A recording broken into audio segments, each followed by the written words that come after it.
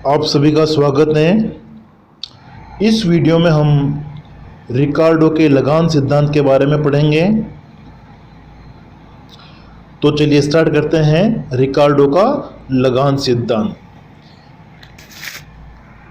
रिकार्डो का ये जो सिद्धांत है रिकार्डो के द्वारा सन 1817 में प्रतिपादित किया गया था। ठीक है, डेविड रिकार्डो जो हैं उन्होंने अपना जो सिद्धांत है लगान के बारे में जो अपने विचार है 1817 में अपनी एक पुस्तक आई थी। ठीक है, उनकी पुस्तक का क्या नाम था? Principles of political economy and taxation. तो इस पुस्तक में उन्होंने लगान के बारे में अपने विचार दिए थे और उसी को क्या कहा जाता है? लगान सिद्धांत कहा जाता है। ठीक है, रिकार्डो का। तो रिकार्डो का जो पूरा नाम है वो क्या था? David Ricardo. उन्होंने अपना लगान सिद्धांत कब दिया था? सन 1817 में अपनी एक पुस्तक प्रकाशित हुई थी, the principles of political economy and taxation. उस पुस्तक में उन्होंने लगान के बारे में विचार दिए थे, उन्हीं को रिकार्डो का लगान सिद्धांत कहा जाता है। अब देखिए, रिकार्डो से पहले वाले जो अर्थशास्त्री हैं जिन्हें हम प्रकृतिवादी अर्थशास्त्री कहते हैं, तो वो क्या मानते थे कि लगान जो है वो प्रकृति की उदारता के कारण प्राप्त होता है। ठीक है, जो प्रकृतिवादी अर्थशास्त्री वो क्या बताते हैं कि लगान क्यों मिलता है? क्योंकि प्रकृति में उदारता का गुण होता है। मतलब प्रकृति ने क्या किया? हमें निःशुल्क रूप में, निःशुल्क उपहार के रूप में भूमि प्रदान की है और यह एक तरह से प्रकृति की उदारता है और इसी कारण हम भूमि का प्रयोग करते हैं तो हमें लगान की प्राप्ति होती है। ठीक है, लेकिन ये जो विचार थे प्रकृतिवादी अर्थशास्त्रियों के थे, इन विचारों का रिकार्डो ने खंडन किया था, विरोध किया था, उनकी आलोचना की थी। ठीक है, और रिकार्डो ने क्या बताया कि लगान जो है वो प्रकृति की उदारता के कारण नहीं मिलता है। क्यों मिलता है? क्योंकि प्रकृति में या भूमि में कृपणता का गुण पाया जाता है। कृपणता का मतलब कंजूसी का गुण पाया जाता है और इसी कारण से क्या मिलता है? लगान मिलता है। ठीक है, जो प्राचीन अर्थशास्त्री थे, प्रकृतिवादी अर्थशास्त्री, वो क्या मानते थे कि लगान भूमि की उदारता के कारण प्राप्त होता है। ठीक है, लेकिन इस विचार का डेविड रिकार्डो ने विरोध किया था, खंडन किया था और अपना एक नया विचार दिया था लगान के बारे में। ठीक है, जिसे हम क्या कहते हैं? रिकार्डो का लगान सिद्धांत कहते हैं। रिकार्डो क्या कहता है कि लगान भूमि की प्रकृति की उदारता के कारण नहीं मिलता है। क्यों मिलता है? क्योंकि भूमि में कृपणता का गुण पाया जाता है। मतलब रिकार्डो कहता है कि जो भूमि की जो उपजाऊपन होता है, ठीक है, जो अधिक उपजाऊ भूमियां होती हैं वो सीमित मात्रा में पाई जाती है। भूमि की जो पूर्ति होती है वो क्या होती हैं? सीमित होती हैं और इस सीमितता के कारण क्या होता है? लगान की प्राप्ति होती है। अब हम रिकार्डो की जब परिभाषा देखें लगान की, तो रिकार्डो क्या कहता है? लगान भूमि की उपज का वह भाग है जो भूस्वामी को भूमि की मौलिक एवं अविनाशी शक्तियों के प्रयोग के बदले दिया जाता है। तो रिकार्डो क्या कहता है कि जो भूमि है उसमें मौलिक और अविनाशी शक्तियां होती है, कभी नष्ट नहीं होने वाली शक्तियां होती है। मतलब भूमि में गुण होता है उपजाऊपन, उर्वरा शक्ति होती है उसमें। ठीक है, और उसका अगर कोई व्यक्ति प्रयोग करता है तो उसको लगान की प्राप्ति होती है। तो इसका मतलब रिकार्डो जो कहता है कि लगान भूमि के उपजाऊपन में अंतर के कारण उत्पन्न होता है। ठीक है, लगान क्यों होता है? क्योंकि भूमि की उर्वरा शक्ति में भिन्नता पाई जाती है। इसलिए रिकार्डो लगान को क्या कहता है? एक भेदात्मक बचत कहता है। ठीक है, रिकार्डो लगान को क्या कहता है? भेदात्मक बचत। मतलब भूमि में भेद होता है, उपजाऊपन के आधार पर कुछ अच्छी भूमियां होती है, अधिक उपजाऊ भूमियां होती है और कुछ कम उपजाऊ भूमि होती है। इसका मतलब भूमियां दो प्रकार की हो गई, उपजाऊ और कम उपजाऊ। ठीक है, तो इस प्रकार दोनों अगर अंतर पाया जाता है इस आधार पर, जो ज़्यादा उपजाऊ भूमि होगी वहाँ पर उत्पादन अधिक होगा और कम उपजाऊ भूमि पर उत्पादन कम होगा, तो दोनों के बीच में अंतर होता है। इसी अंतर को लगान रिकार्डो क्या कहता है? भेदात्मक बचत, या यही क्या होता है? लगान होता है। ठीक है, तो रिकार्डो क्या कहता है कि प्रकृति के द्वारा हमें जो भूमि दी गई है, जो उपजाऊ भूमि दी गई है, जो अच्छी भूमि दी गई है, उसकी पूर्ति क्या होती है, सीमित होती है। ठीक है, वह प्रकृति में एक तरह से क्या होती है, कृपणता का गुण होता है, भूमि में कंजूसी का गुण होता है। सभी भूमियां एक जैसी नहीं होती हैं। रिकार्डो कहता है कि यदि सभी भूमियां एक जैसी होती तो कोई लगान की प्राप्ति नहीं होती। लगान क्यों मिलता है, क्योंकि भूमियां क्या है, अलग अलग है। किस आधार पर, उपजाऊपन के आधार। अब हम पढ़ेंगे कि रिकार्डो अपने सिद्धांत में किन मान्यताओं को लेता है। तो अब हम पढ़ने वाले हैं रिकार्डो के सिद्धांत की मान्यताएं। ठीक है, लगान सिद्धांत की क्या क्या मान्यताएं हैं। तो सबसे पहले रिकार्डो क्या मानता है कि जो कृषि है उसमें उत्पत्तिहास नियम क्रियाशील होता है। ठीक है, उत्पत्तिहास नियम क्रियाशील होता है। और दूसरा वो मानता है कि जो जनसंख्या है वो क्या होती है, निरंतर बढ़ती रहती हैं, और निरंतर बढ़ती रहती हैं, इसीलिए क्या होता है, जो कम उपजाऊ भूमि है उस पर कृषि की जाती है। ठीक है, जिसको वो क्या कहता है, कृषि का ऐतिहासिक क्रम। ठीक है, तो ये हमारी जो चौथी मान्यता है वो भी हो गई है। फिर देखिए तीसरी मान्यता इसमें क्या थी कि रिकार्डो कहता है कि जो भूमि का प्रयोग है वो किस लिए किया जाता है, केवल अनाज के उत्पादन हेतु प्रयोग किया जाता है। ठीक है, ये चार मान्यता हो गई। पहली क्या थी, उत्पादन में, कृषि में उत्पत्ति ह्रास नियम क्रियाशील होता है। दूसरा, जनसंख्या निरंतर बढ़ती रहती है। भूमि का प्रयोग केवल अनाज के उत्पादन हेतु किया जाता है। और कृषि ऐतिहासिक क्रम से की जाती है, मतलब अधिक उपजाऊ भूमि पर पहले कृषि की जाएगी, उसके बाद में कम उपजाऊ भूमि पर, फिर उसके बाद में और कम उपजाऊ भूमि पर। इसको क्या कहता है, कृषि का ऐतिहासिक क्रम। फिर नेक्स्ट मान्यता है, रिकार्डो कहता है कि जो भूमि की पूर्ति है वो क्या होती है, सीमित होती हैं, स्थिर होती हैं।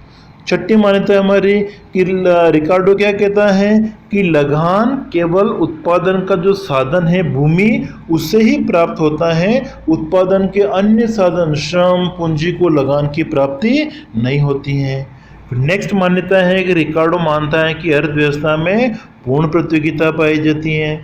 फिर नेक्स्ट है कि भूमि उत्पादन का एक अविनाशी साधन होता है।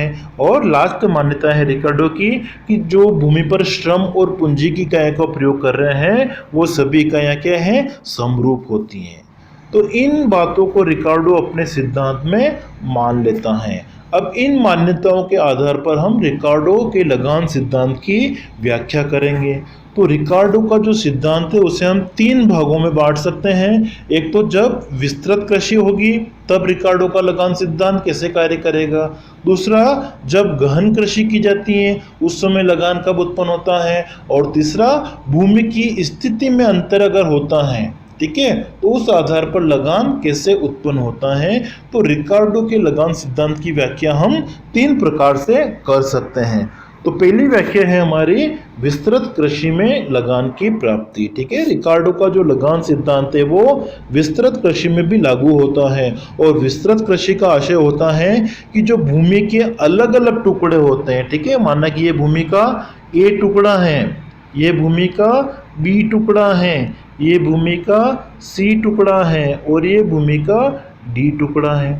तो भूमि के जो चार टुकड़े क्या हैं, बराबर हैं, और चारों पर जो श्रम और पूंजी की इकाइयाँ प्रयोग की जा रही हैं, ठीक है, श्रम और पूंजी की जो इकाइयाँ प्रयोग की जा रही हैं सभी जगह क्या है, समान है। मतलब श्रम और पूंजी की जितनी इकाइयाँ ए भूमि पर प्रयोग की जा रही हैं उतनी ही इकाइयाँ बी भूमि पर, उतनी ही इकाइयाँ सी भूमि पर, उतनी ही इकाइयाँ डी भूमि पर। मतलब चार प्रकार की हमने जो भूमि की कल्पना की है, चारों भूमियों पर श्रम और पूंजी की मात्रा क्या है, समान है, और चारों भूमि के टुकड़े क्या हैं, एक समान है। तो अब हम देखेंगे कि यहाँ पर लगान की प्राप्ति कैसे होती है।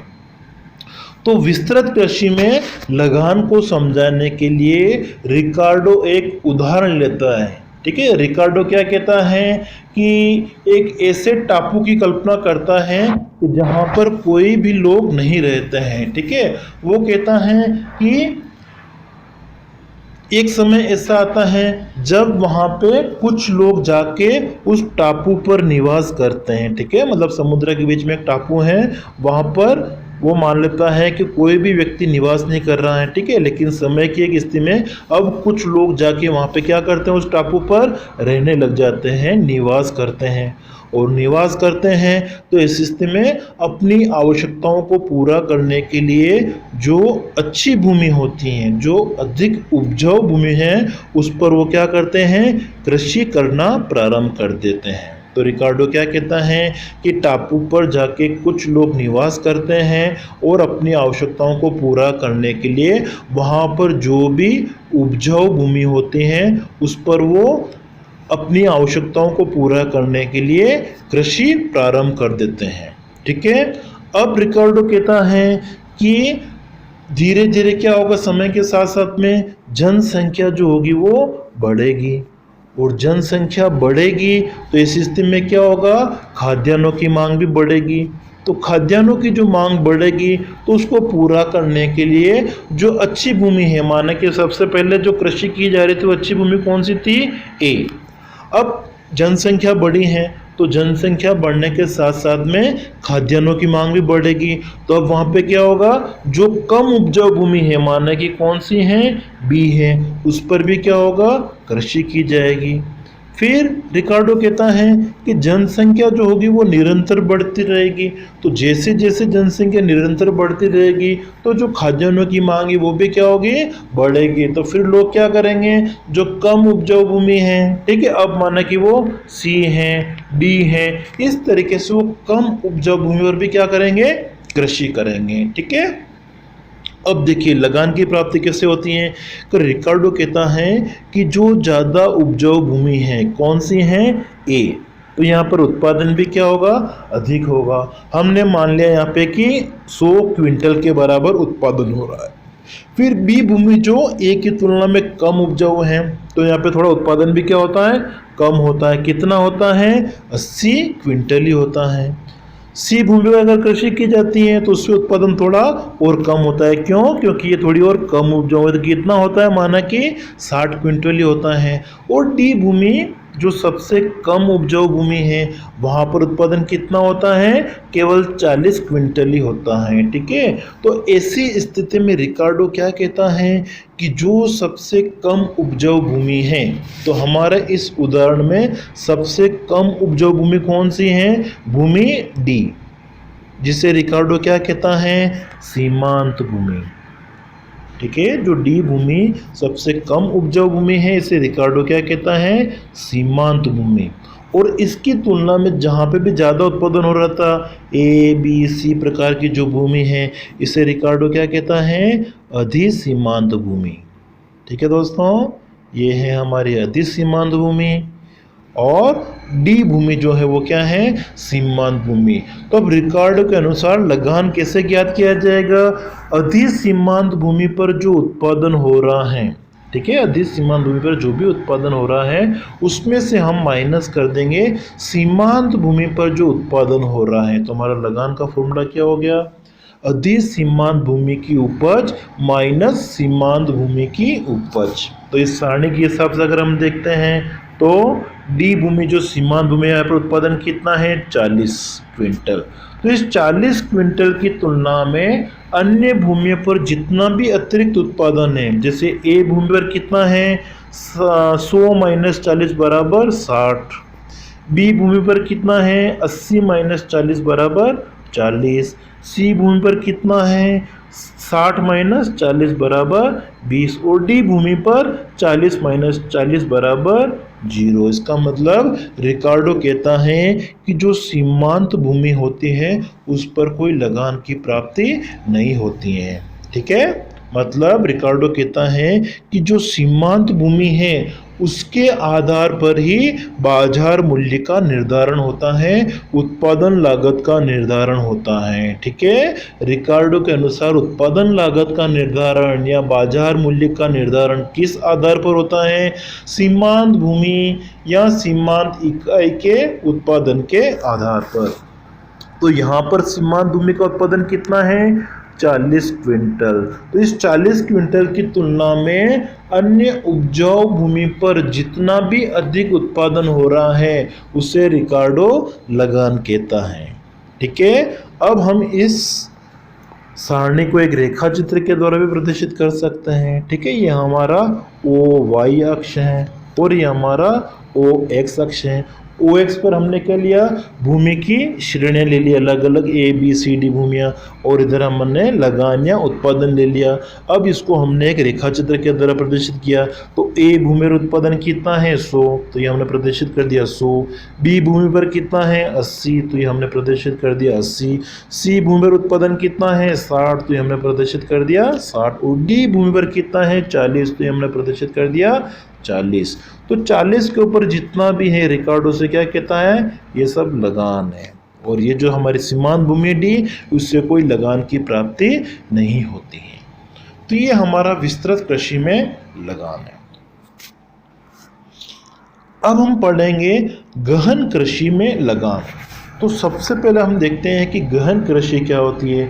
तो रिकार्डो क्या कहता है कि यदि भूमि की मात्राओं को स्थिर रखकर, ठीक है, भूमि की मात्राओं को स्थिर रखकर यदि उस भूमि पर हम क्या करते हैं, श्रम और पूंजी की इकाइयां बढ़ाते हैं, तो ये क्या होता है, गहन कृषि कहलाती है। ठीक है, माना कि हमारे पास में ये भूमि का एक टुकड़ा है, इस भूमि के टुकड़े पर हम क्या करते हैं, श्रम की मात्रा को बढ़ाते हैं। ठीक है, पहले श्रम की 1 इकाई का प्रयोग करते हैं, फिर दूसरी इकाई का प्रयोग करते हैं, फिर तीसरी इकाई का प्रयोग करते हैं, फिर चौथी इकाई का प्रयोग करते हैं। तो ऐसी स्थिति में हमको लगान की प्राप्ति कैसे होगी। ठीक है, रिकार्डो के अनुसार। तो रिकार्डो कहता है कि कृषि में उत्पत्ति ह्रास नियम लागू होता है। इस वजह से हम क्या करते हैं, श्रम की इकाइयों में जैसे जैसे वृद्धि करते हैं, ठीक है, पहली इकाई, दूसरी इकाई, तीसरी इकाई, चौथी इकाई, तो उत्पादन में उत्पत्ति ह्रास नियम की क्रियाशील से उत्पादन क्या होता है, घटता है। तो पहले कितना उत्पादन प्राप्त हो रहा था, 100 के बराबर,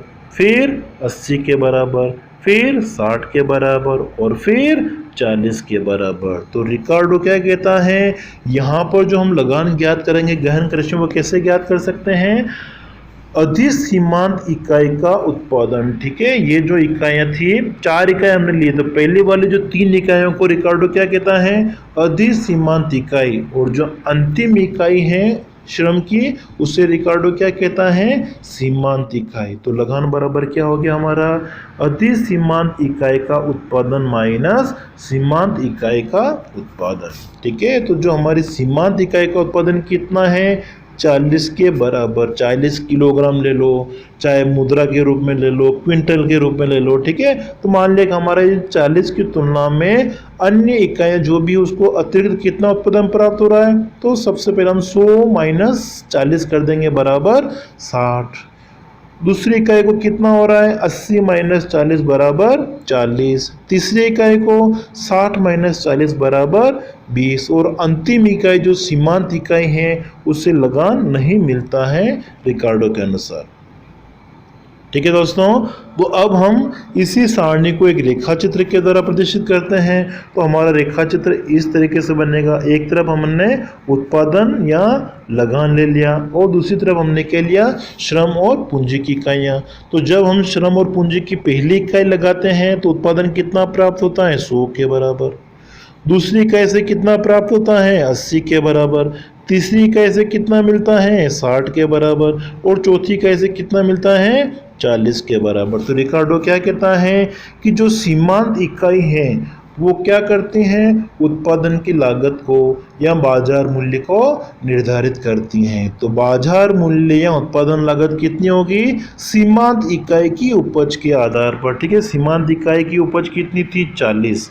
तो इस 40 से जितना भी अतिरिक्त उत्पादन है, ठीक है, रिकार्डो से क्या कहता है, लगान कहता है। ठीक है दोस्तों, तो ये हमारा गहन कृषि में लगान है। तीसरी स्थिति है हमारी स्थिति मूलक लगान।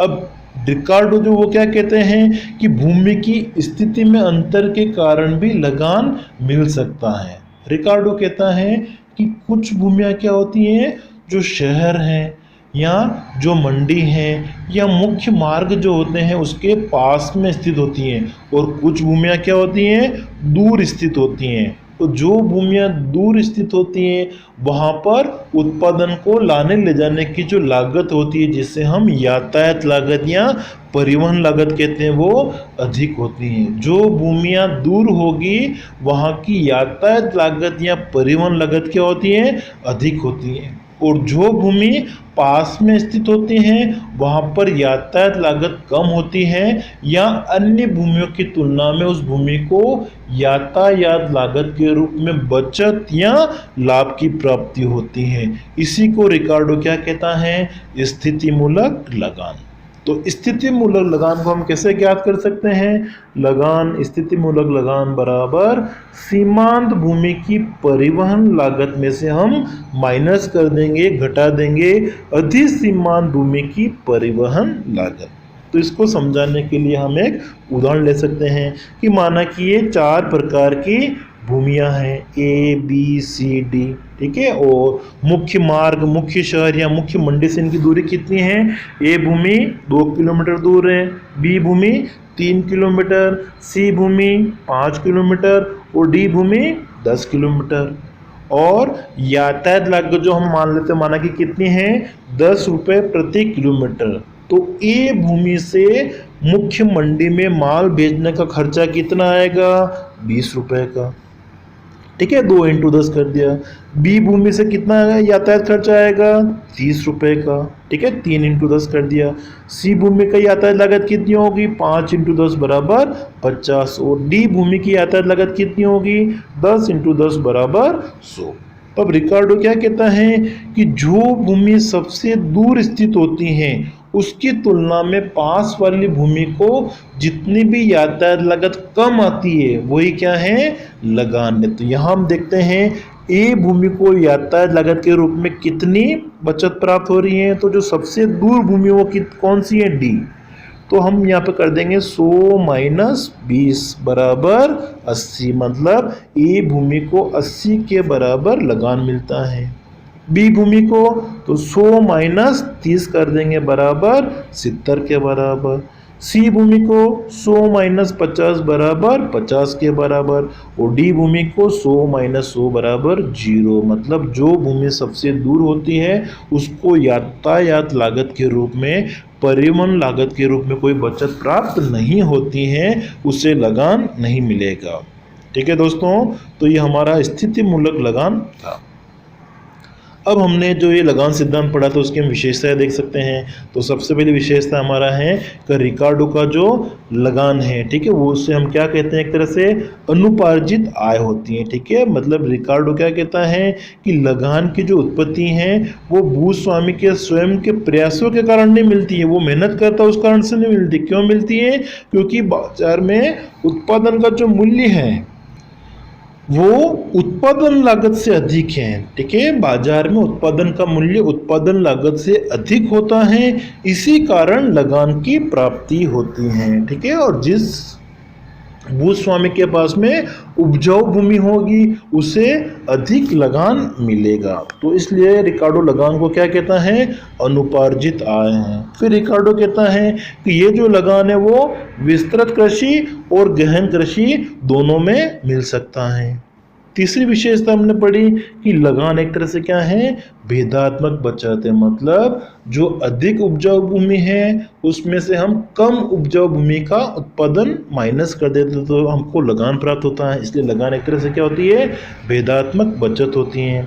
फिर चौथी विशेषता है कि रिकार्डो के अनुसार बाजार मूल्य का जो निर्धारण है वो सीमांत भूमि या सीमांत इकाई जो होती है उसकी उत्पादन लागत के आधार पर होता है। और रिकार्डो कहता है कि जो लगान होता है वो बाजार मूल्य को प्रभावित नहीं करता है, ठीक है, बल्कि स्वयं बाजार मूल्य से प्रभावित होता है। लगान जो होता है वो बाजार मूल्य को प्रभावित नहीं करता है, खुद बाजार मूल्य से प्रभावित होता है। वो कहता है कि जो अनाज का मूल्य ऊंचा होता है वो इसलिए ऊंचा नहीं, एक लगान दिया जाता है, ठीक है, कि वो कहता है लगान इसलिए दिया जाता है कि अनाज का मूल्य ऊंचा है, ठीक है।